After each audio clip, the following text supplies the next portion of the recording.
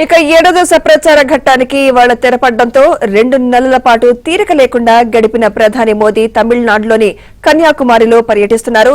2 రోజుల పాటు మోదీ పర్యటన కొనసాగనుంది. ఇవాల్టి నుంచి దాదాపు 45 గంటల పాటు కన్యాకుమారిలో ప్రధాని నరేంద్ర మోదీ బస చేస్తారు.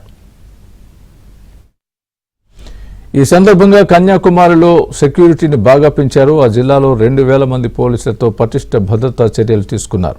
గట్టి నిఘా ఏర్పాట్లు కూడా చేశారు. తమిళనాడు తీర ప్రాంత రక్షణ బృందం రంగంలోకి దిగింది. కన్యాకుమారికి వచ్చే యాత్రికులను క్షుణ్ణంగా తనిఖీ చేస్తున్నారు.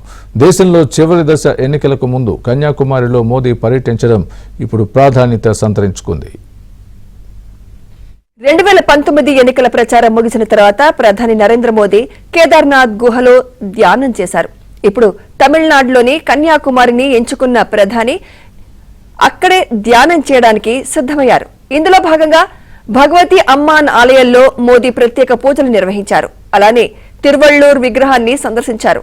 అనంతరం రాక్ మెమోరియల్ వద్దకు చేరుకున్న మోదీ ధ్యానాన్ని ప్రారంభించారు.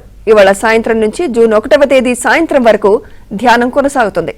అనంతరం పర్యటన ముగించుకుని జూన్ 1న ఢిల్లీకి చేరుకుంటారు మోదీ.